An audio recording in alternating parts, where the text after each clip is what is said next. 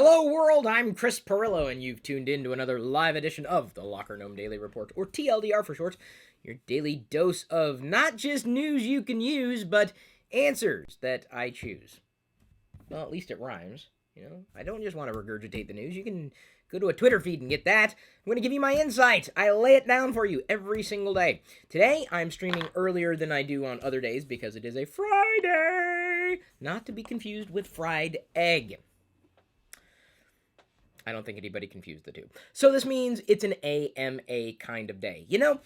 I really do enjoy answering questions, as I've said before, but a lot of those answers kind of get buried. I wish I could do an AMA every day. I really do. I just don't think we have enough questions coming in on a regular basis to do that.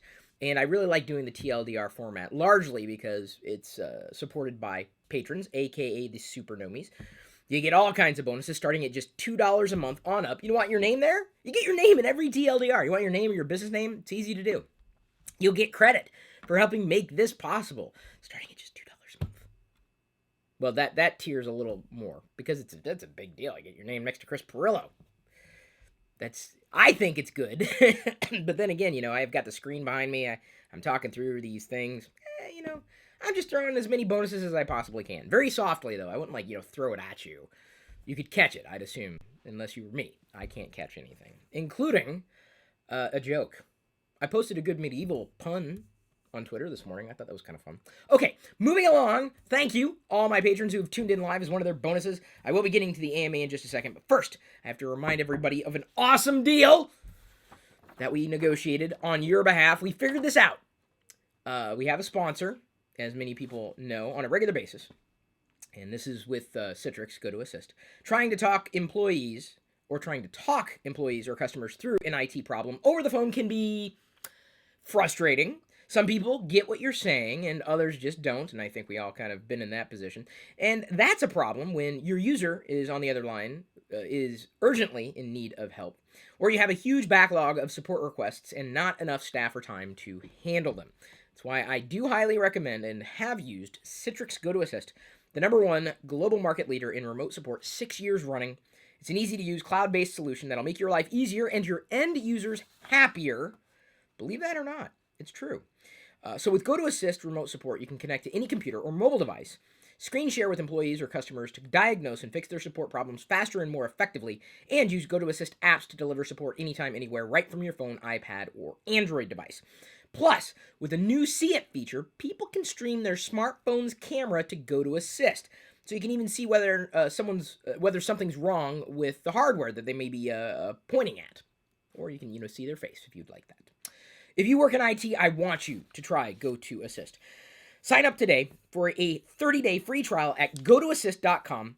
That's right, gotoassist.com. No contract, no credit card needed. It's that easy to get started. And now, this is the part where I was saying earlier, we negotiated this here. As a special part of March Madness, this is crazy. It's so mad. It's maddening.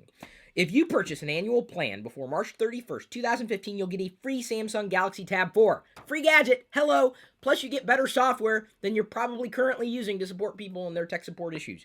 If that's something you do, and I know a lot of people out there probably do. I know they did in the past. I see that all the time.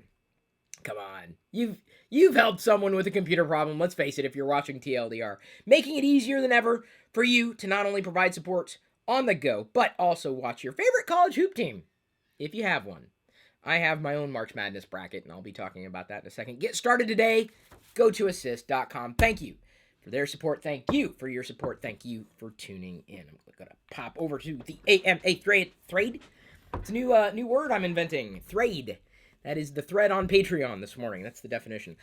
March Madness. Now, I don't normally talk about news on Friday because they're usually slow news days.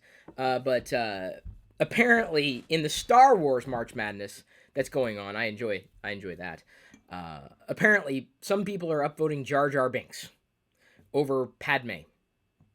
So it is possible we will see Jar Jar Binks in the top 10. And then soon in the top 2. Jar Jar Binks. Come on, fans. Come on. I voted for Vader. You know me. Don't be a Vader hater. That's what I'm going to do. I hate this shirt. Why do I keep wearing it? I don't like how the neck looks. Sorry, all you podcast listener people. I don't like this shirt. Liz even told me I should change it, and I didn't listen to her.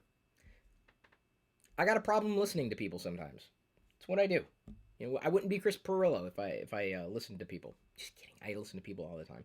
I just didn't have a lot of time this morning. Completely forgot that I was streaming earlier in the day. Brian H asks, "Hey Chris, it's that time of week again. Were you ever into radio stuff, CBs, ham, etc.? The guys at work and I were just talking about it the other day. Seems like an era I really missed out on.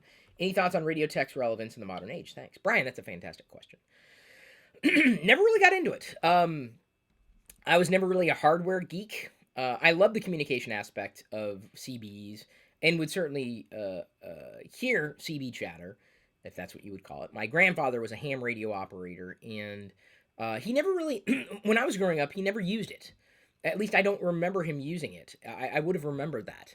And I think that would have made potentially a dramatic change in my life, having seen something like that. Because when I first got online, one of the most interesting aspects of being online was being able to communicate with people in near real time, if not in real time. And that was fascinating to me. So I probably would have gone down that path, or could have. I remember when I was a freshman in high school, a kid taking his ham radio test. I didn't get it. I'm like, well, why would you do that? It didn't make any sense to me. I didn't have any context. But, I never really got into it. Had a CB radio. Man, give me a second. It's early in the day. I'm just starting with my coffee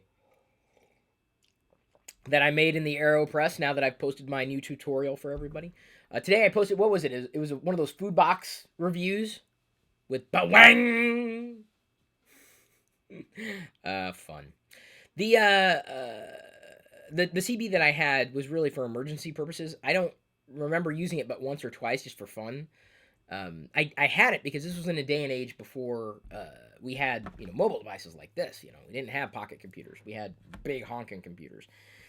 So when I would drive long distances, if something would happen, I'd want to feel like I'd be able to reach out and communicate with someone. So I had this the CB radio that I would thankfully never had to use.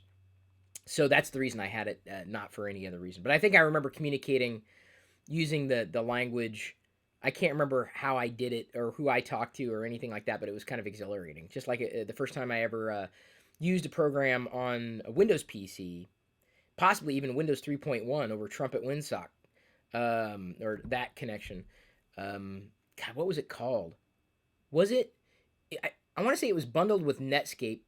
The earlier versions of Netscape came with a phone client where you could press a button and you could just randomly connect to anybody around the world who wanted to talk to you. It was, and I remember talking to someone in a foreign country, like Sweden or something, like Amsterdam. I can't remember where the hell it was.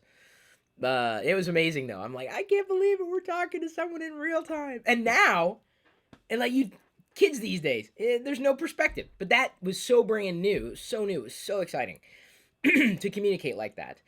And it was really and has always been my fascination with technology has seemingly spun around communication in one way, shape, or form. I really do. I do miss the classic days of LockerGnome, and I think a lot of people do as well, where I'd write a newsletter. I wrote a lot, and unfortunately, their interest in writing or reading someone's writing is just gone. There's too many other things that might be happening on a regular basis. Oh, holy cow! I don't know if you saw a notification. My cousin Nick just had a baby. I guess his wife or girlfriend had a baby. Hun!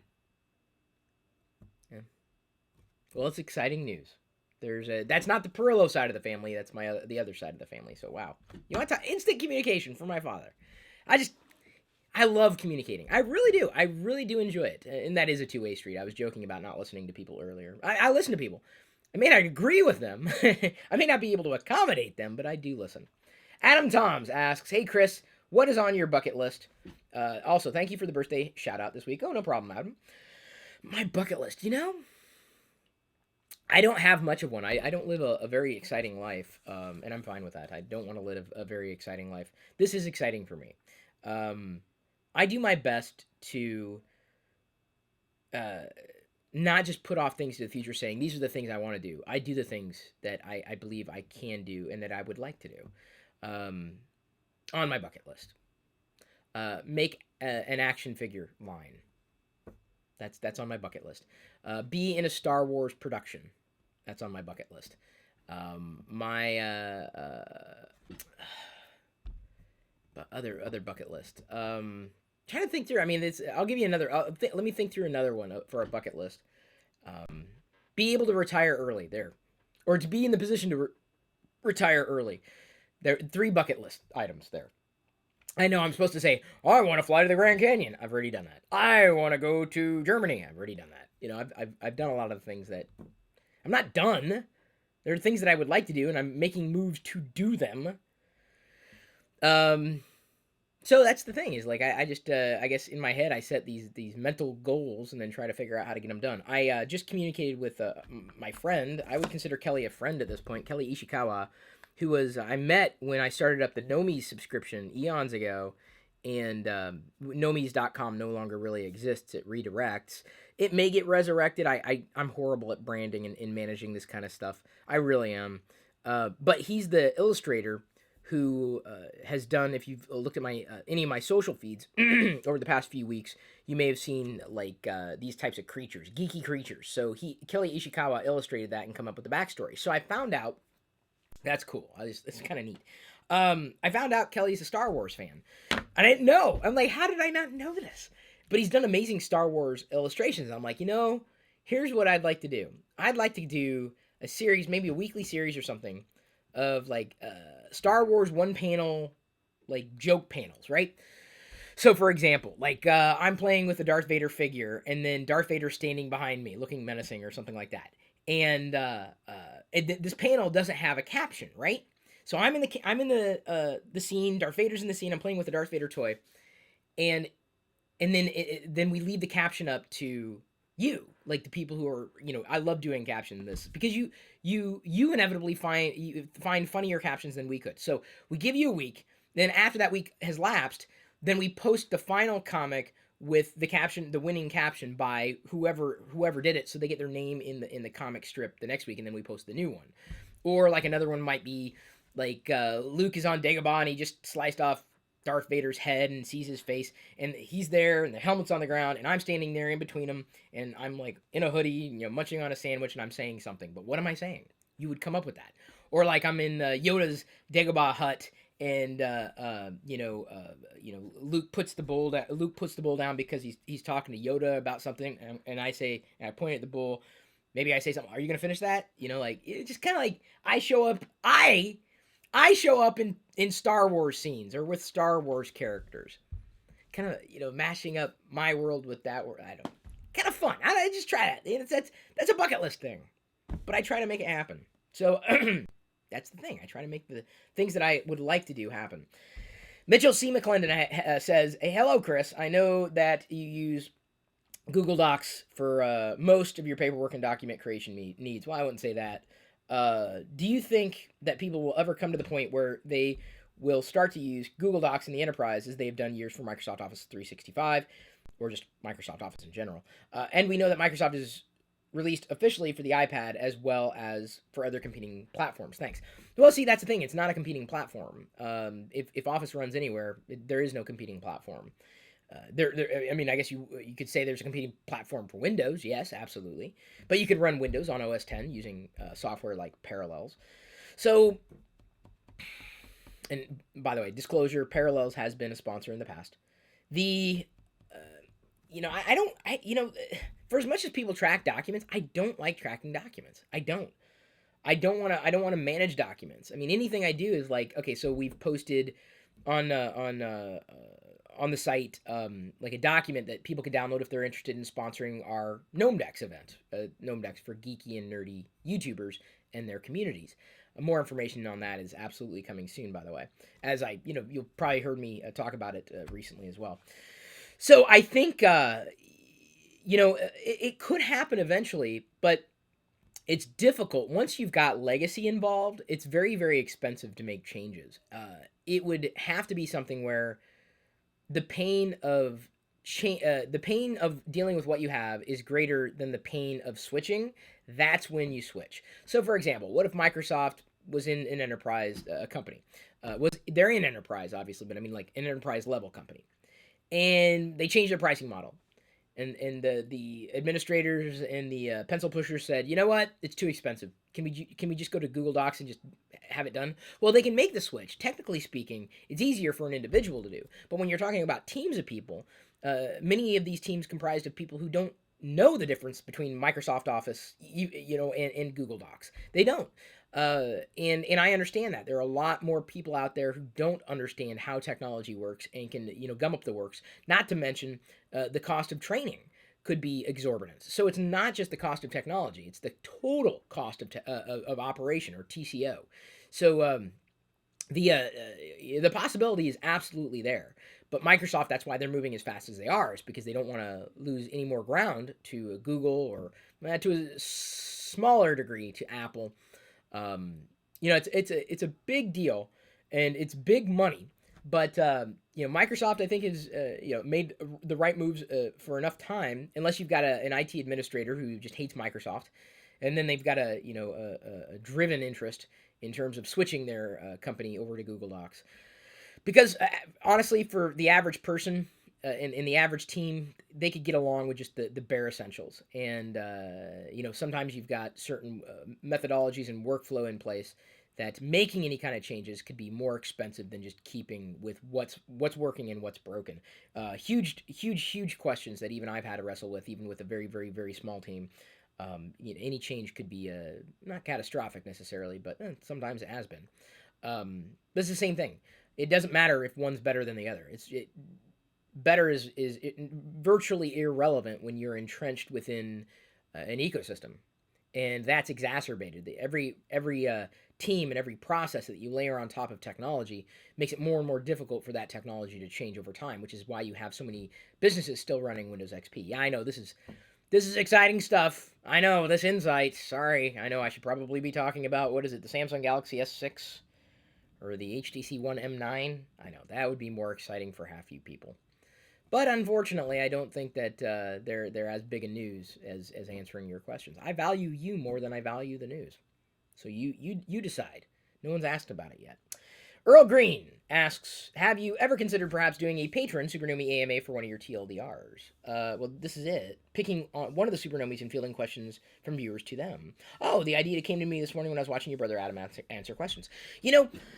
I did that eons ago. We had, when I did the Nomis, the original, I guess it was one of the original kind of patron campaigns that ultimately fell to the wayside because it was very, very difficult for me to support.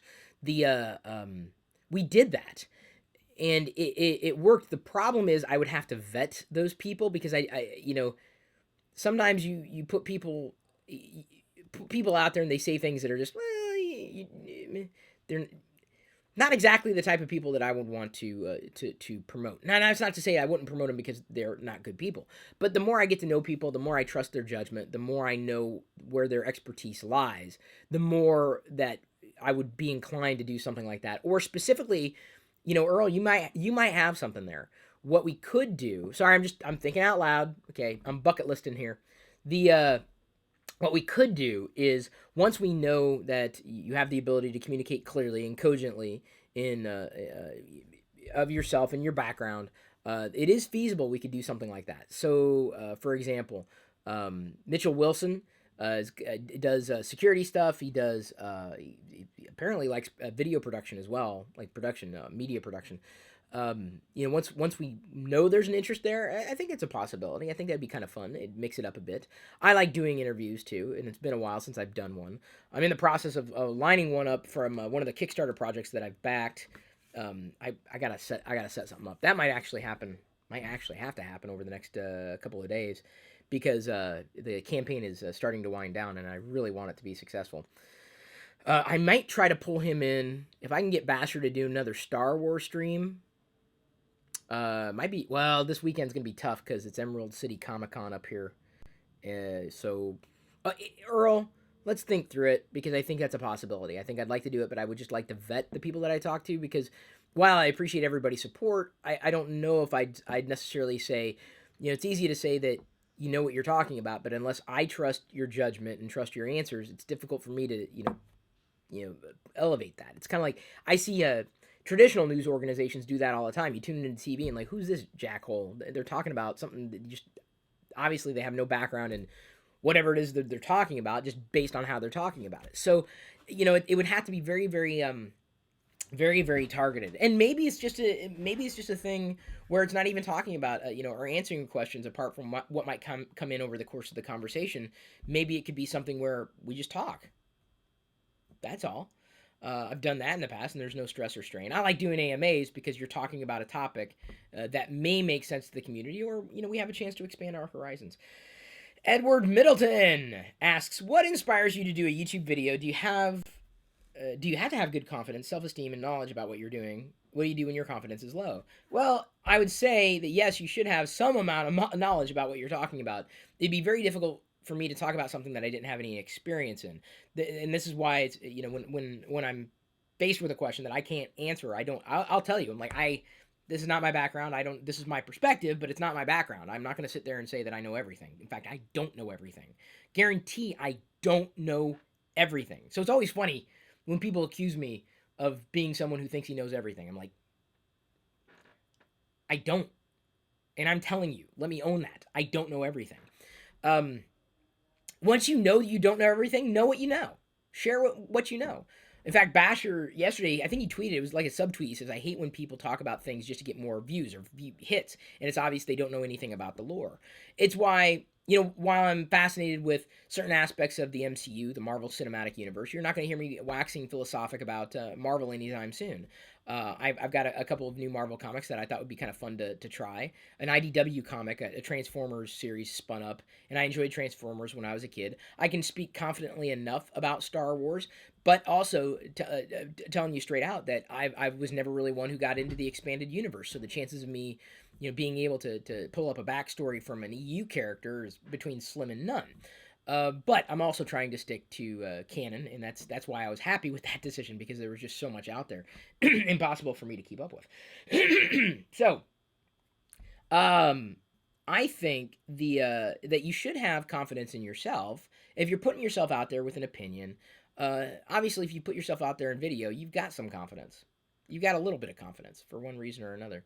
Dude, I had a dream about last night? I'm not kidding. Tommy, I don't know if Tommy's listening right now. I had a dream. I was on the computer and Tommy called like everybody who was in the hangout. Oh my god. I just remembered that.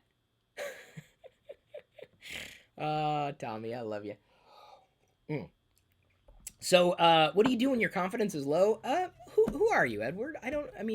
You have to decide who you are, and don't let anybody else tell you who you are. If you like collecting Darth Vader memorabilia, you do that, okay? If you like the way pop vinyl and monsters and robots are designed, you collect that. If you like smelling like paperback books, then you do that. Who cares what everybody else thinks?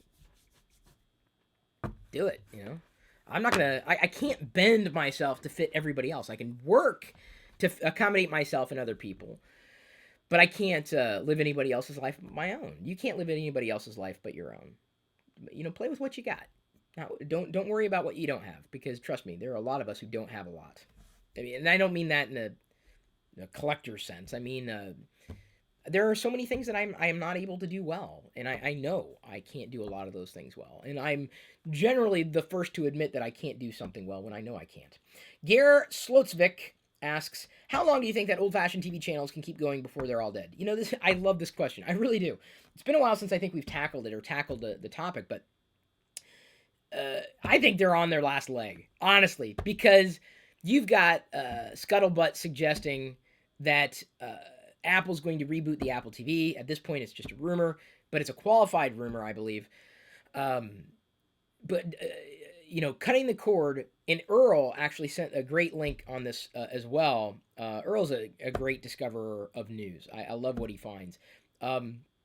He was, when someone did the math, sometimes cutting the cord isn't as affordable for you to do as just keeping your current provider. I think the unbundling of content is happening at an increasingly rapid pace. I think the unbundling of channels, the unbundling of everything, and it makes a lot of sense. It makes a massive amount of sense, because the old model of marketing something has changed. It's evolved. I mean, we've been forced to evolve. HBO gets it. This is why they've kind of unbundled their service, and will continue to do so. But I'd even take it a step further, even down to shows. And some people would rather go the show route. I'm a fan of channels. The idea of channels, because if I like a certain style, I might like another style. I wish, and I think it will over time get more and more affordable for people, because we are going to be faced with a cavalcade of various entertainment options. This is one of the reasons why I appreciate those people who do take the extra step forward to support us in the way with the Patreon campaign. Thank you. $2 a month. It's really reasonable. And I understand there's a lot that $2 can go to. A cup of coffee, for example. A giant 2-liter of soda, for another example. A hamburger. A lot of things. So I appreciate the fact that you're able to say, Chris, I appreciate your insight. I appreciate listening to you. I appreciate the things that you're trying to do for us. And me, specifically. You would say that you'd be saying me. I'm not saying for. Well, obviously, I'm here to help. So, I understand it's going to be more and more difficult to keep supporting everything that you want to support. Support all the things. It's impossible to do that. So, it's going to be very interesting to see how all this evolves. But it's going to happen sooner rather than later. It's going to cave in upon itself. It's just there are far more entertainment options that come your way, that come our way with every passing month. Forget year, month. And I find myself at the crosshairs of this. Like, whoa, how do I deal with this? As a complete independent publisher, I can't deal. It's very, very difficult with a limited budget, with a limited reach, with a limited team. It's very difficult for me to compete with people who do things far better than I ever could, because I don't have certain skills. I have these skills, but I don't have those skills. And that's what hurts me in that sense. And that's going back to Edward's question. You gotta work around your shortcomings and be confident in that. And sometimes it's not easy to do, admittedly. I mean, we're all human beings. But I think that old-fashioned, quote-unquote, TV channels, 10 years' time, I give them 10 years. That is a very liberal birth there. So 10 years is what I give them. Edward asks another question, but I don't know if I really want to talk about that. Sorry, Edward. Maybe we can take that offline, and I'll address it. The Bootleg Chronicles, that's a great username. What's the first thing you would like to do when you reach your goal of 1,000 supernomies? Man, if I could think of, what could I do? You tell me. What could I do that would be amazing if we could reach 1,000? If we can figure out like 10 things that Chris Pirillo will do when we reach 1,000 true supernomies, I'll do them. Can you brainstorm? What would you like to see me do? Honestly, I'll do it. Except eat corn. I'm not going to eat corn. Oh, God, I'll throw up, which I'm sure a lot of people would want to see, which is twisted. You tell me. First thing I would do is just thank my lucky stars that 1,000 people care enough about the time that I spend with them, because they're spending time with me. You tell me what you would like, and I'll figure it out. I've thought about doing some things. It's just the time that it takes, and I haven't stepped through the actual production of it. But I've listened to certain podcasts where you watch a movie and you record your thoughts as you're watching the movie, and then people listen in to your thoughts as you're watching the movie, kind of like the behind the scenes thing. It's much more fun to do when you have more than one person in the room. I thought I might do that with Basher. Like, we'll play A New Hope each, we'll be together or something, and we'll be watching A New Hope, and we'll be recording audio separately, recording it into a live stream, but obviously not playing the video or the audio, but you'd be getting our commentary as we're watching the movie, because obviously we've seen the movies probably 1 billion times.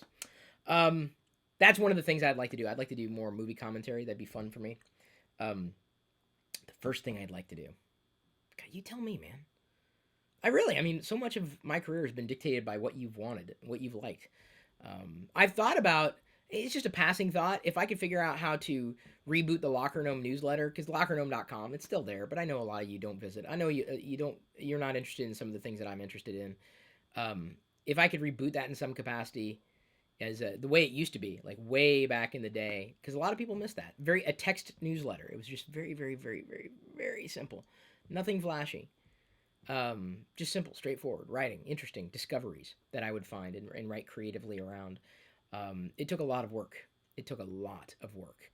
And I would do it. And if I could figure out a way to charge, I would have to charge a subscription for it, a separate subscription for it, to do something like the classic LockerGnome newsletter, the way it was back in the day. It may give it a chance. It may give it some life. But I don't think anybody's willing to pay for a text newsletter, even for me. I just don't. I can't imagine. I don't even know a service that would even be able to manage something like that, let alone knowing people who would actually pay for a newsletter. Although I'm very happy to have patrons. It would be as I have more of these things, more of these campaigns. I got to work with more and more people. I've got different budgets to deal with. I've got a different budget for the events. I've got to hire a team of people to execute a variety of things for Gnome Decks and Blogger Fair for logistics. Liz is a part of.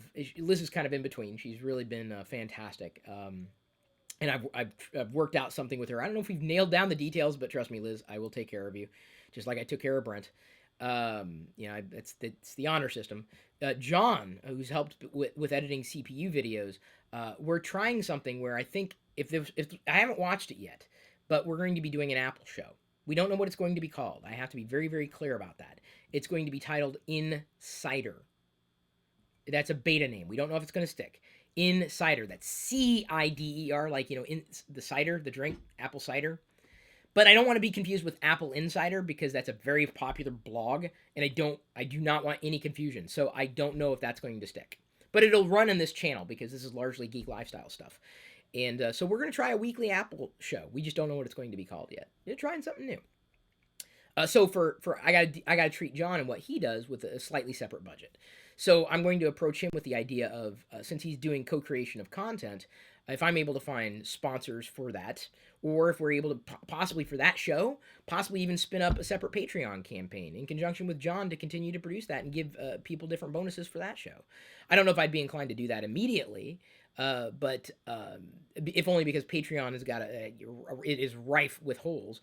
But I'd consider doing it.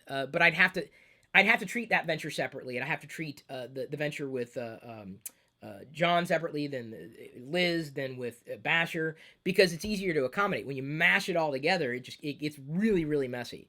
And that's not always easy for someone who doesn't like managing things to do. That's the thing that sprang out of the Bootleg Chronicles question. I apologize. No, I don't. I'm giving you insight. You know what? I probably, the way I do things is probably more transparent than most. John Whitaker asks, "Hey Chris," and this is the last question of the day before I roll into the patron hangout. "Hi Chris, if you could have a hangout with anyone of your choice at home or over the internet, who would it be?" Dave Prowse. I'm going to work on it. I'm working on getting an interview with Dave Prowse. I've communicated with his webmaster several times. I want to do it. I really do. I think it would be amazing to just fanboy over the internet, but he doesn't really do that. He really doesn't do that. Oh, my friend Reza is at Emerald City Comic Con. He says, "Boy, this place is bananas." He got some special minifigures for me. I'm very happy. I guess Comic Con, they're unofficial. They're not licensed by Lego. But it's awesome. He says, "Insane cosplay and artwork." Oh, man, it's awesome. Oh, man. I got to see if he's going back. Reza did a couple of videos for us a long time ago. Long time ago in a galaxy far, far, not so far away, I guess. Okay. There's the answer to everybody's question who asked. Monday we'll return and do the AMA thread from Facebook, and I see those questions are already stacking up. Any questions that I can't address in an AMA video, then of course I'll usually do deep dive videos where I'll talk extensively about a topic as a dedicated video. That's one of the things that with the TLDR format, if we do the Apple show, it probably frees up a time on a weekly basis and post it on Friday, say. What might happen is TLDR could take a backseat that day. And instead of doing a lump AMA, I could have, with any one of these questions, I probably could have addressed them individually as dedicated topics in separate videos. And I don't know what people want, and I've got to figure out that roadmap to say, would this make a lot more sense? And then TLDR is just the news and me reporting news or new products that I get as showcases, separate from separate video reviews. But I'd consider not doing AMAs as frequently, but still answering questions on an individual basis, on that type of basis. So let me know what you think about that. I don't know what you think about that, honestly. Or maybe that's the crux of the LockerGnome newsletter reboot. Doing nothing but answering questions. Hey Chris, have you ever found X to do X? Or what do you think about Y? And then I just give you my thoughts. I don't know. I just like sharing my opinions. I really do. And I appreciate you paying attention and giving me your time and attention, and sometimes more than that. Thank you. I appreciate you, as does my daughter Jedi, who doesn't know. Yes, little Miss R2D2. Weeboo, weeboo, weeboo, weeboo, boo. Wow. Well, before you change her, let's go ahead and show off her. She's kicking around. Woo! Let's spin her this way. Well, her diaper hopefully will not fall down over the internet. Look at this. Yay! Yay! You can't wait to do these TLDRs with me, huh? Remember the day we brought her home on TLDR? Someone could do like a side-by-side here. Hang on, let me see. Well, my house, I think you were like this. I think you had your Yoda hat on. I was like, hey, everybody. It's, what? No, oh, it's not hot. It's not hot. The coffee. Yeah, this is my daughter. I don't want my coffee anymore. Wicket. Okay, here we go. Okay, and that was fun. Oh.